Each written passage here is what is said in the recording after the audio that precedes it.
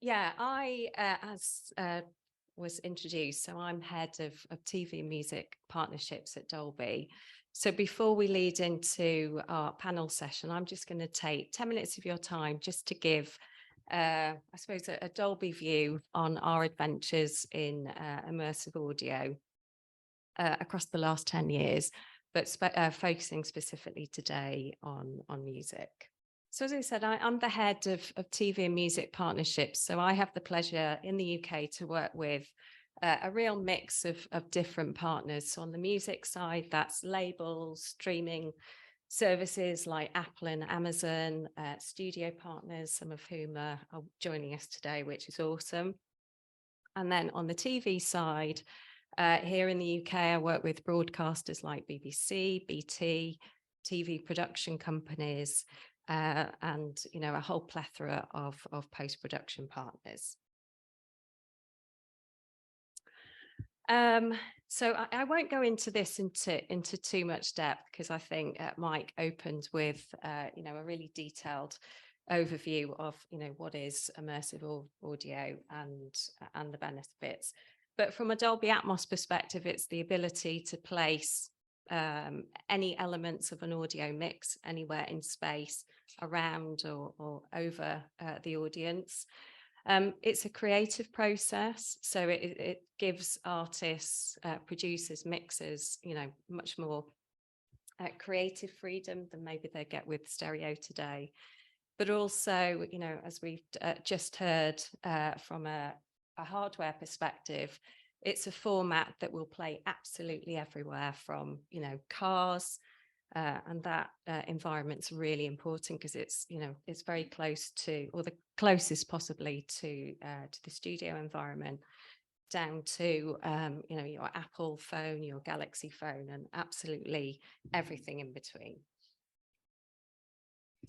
So before I get into Dolby Atmos music, just sort of taking a step back and looking at what we've been doing at Dolby around Atmos. So I've been here a really long time. I've been at Dolby 17 years now. So I've been working in the immersive audio space for probably about 12 of those years. So Dolby Atmos as a format obviously started in the theatrical space, and we've just celebrated our 10 years in cinema. There are 6,000 screens globally, which is really awesome. However, it's really been TV globally that's driven the growth of Dolby Atmos across the last kind of 5 to 7 years. So they're actually, interestingly, the UK partners have been sort of front and center of that growth. So here, folks like BT, Sky have used Atmos for coming up to about 6 or 7 years now for everything from Premier League football to their episodics like Chernobyl. So that's been fantastic. And then obviously that's been replicated globally. So globally, from a streaming perspective, we work with the likes of Netflix, Apple, Google Play, Disney, and regionally, in China, for example, Tencent. So there are close now to 100 partners globally that are delivering Dolby Atmos in all of its various guises. And the experiences are continuing to morph. So podcasts have been increasingly a focus for us in the last 12 months as well. So that's, a really interesting development, specifically around audio drama. But more importantly, around music. So when we launched Atmos 10 years ago, so we always had an ambition, to bring that experience to music. And we've really, been working sort of very diligently across the last 10 years with primarily from a creative point of view, just to make sure that, we had an experience from a playback point of view that would deliver an artist's creative intent. That's kind of the main motivating fact for folks at Dolby. but also that we were creating tools and workflows that music mixers could easily migrate to. So the traction so far, I think, has been, pretty astounding from our point of view. So we're really, very, really proud of what we've achieved sort of globally with all of our music partners. So from a DSP perspective, so we're working with all of the global brands that you see listed here. As I think one of the previous presenters mentioned, I think we saw a shift in the market when Apple Music came on board about 18 months ago, and the partnership together with Apple has been fantastic. Studios have been absolutely front and center of everything that we've done around Dolby Atmos, including the brilliant folks at Metropolis here today.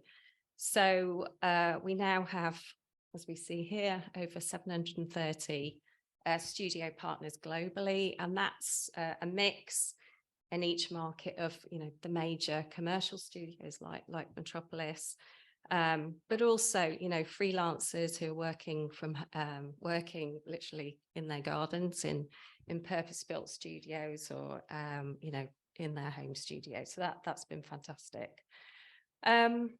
People always ask us, obviously, about, well, how much content is there? And we use internally the Billboard Top 100 as kind of an indication of music growth, and consistently, sort of month on month, we're tracking about 2/3 of music on the Billboard Top 100 are in Dolby Atmos, which is great. So we're definitely seeing, in terms of new music released, we're getting a lot of traction there with Dolby Atmos, which is great. Beyond that, in all of our markets, we're working really closely now with labels on key catalog. So if I just think about things that we've done, in the UK recently, there's things we've worked on like George Michael, Jimi Hendrix, Def Leppard catalogue, Ed Sheeran. So we're definitely starting to see key catalogue coming through, which is fantastic. So we've just seen some great stats just about the opportunity in the market around spatial audio. So I won't spend too much time on this, but certainly what we're seeing across our key partners is that the size of the catalogue available in Dolby Atmos, and here specifically I'm talking about Apple and Amazon, that's ramped significantly across the last year. So here I think even Apple have talked to the market about, since their launch 18 months ago, their catalogue size has quadrupled. Also, other data that I'm referencing here seems to indicate that by 2027, a spatial or immersive audio experience will become an everyday occurrence for consumers, and obviously that's across different genre of content beyond music. Also interesting, I think, is the data around not just millennials but also Gen Z. That also seems, to indicate that there's that they're open to paying for this kind of experience as well. So importantly, the question we're often asked by media or all types of the industry is, well, is this a format that has longevity? Are the artists on board? What do consumers think? So, I mean, in our experiences, obviously, we take a lot of time at Dolby to invite, artists, producers, mixers into our office. So we can take the time to, talk to them about the creation process, how mixes translate across all different types of consumer playback experiences. So an open invitation to come and see us in Soho Square. We've got every sort of type of playback there, from a high-end living room to a prototype car to obviously mobile devices. But in our experiences, when artists, mixers, producers come in, they are, they leave really impressed and really excited about the creative opportunities around Atmos, because ultimately, the thing that excites us most and motivates us most is the fact that Dolby Atmos isn't a gimmick, it's a creative process, and it's something that we genuinely believe artists are exploring, because it gives them the opportunity to move their music forward. Then from a consumer point of view, so our marketing team are spending a lot of time in terms of social listening, so to get a sense on what do consumers think. And here we see a really positive trend. Obviously, we're still relatively early on in this Atmos sort of evolution from a music point of view, but we're seeing definitely positive indications here. So first of all, maybe you're here, I've got an example of a diehard like vinyl fan who here is referencing, the fact that, well, I'm not sure if it's a he or she, but has been listening to Revolver on multiple formats, and actually is really very impressed with the experience on Amazon Music over headphones. And then also another example here of actually this was an influencer that we hosted in our office together with Marathon Music. This was a playback of Bella, of her latest album in Dolby Atmos. And this chap went home, obviously, he'd had different experiences of Atmos in the Dolby office, went home, listened to the mix on Apple over headphones, and apparently it was Chris Blackwalker's. So it was, I'll definitely be reusing that. So absolutely, we're seeing really positive, feedback from consumers on social channels, which is really important. From an artist and label collaboration. So again, as we had referenced in the previous presentation, so there isn't as much sort of Dolby Atmos catalog out there, of course, as there is in stereo, but that's what we as a team are focused on. So what can we do together with labels specifically in the UK to try and support them to ramp the availability of catalogue as quickly as possible. So there's all different types of things that we're doing there. So we're starting sort of generally with education. So as I said, we have, very much an open door.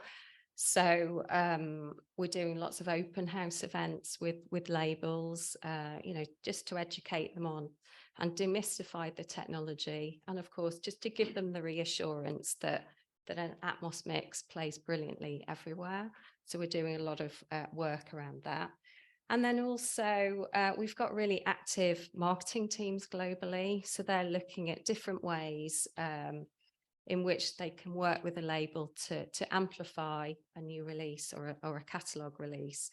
So there again, we're doing, all different types of activations, which seem so far to be really well received by labels. What we're also doing a lot of specifically in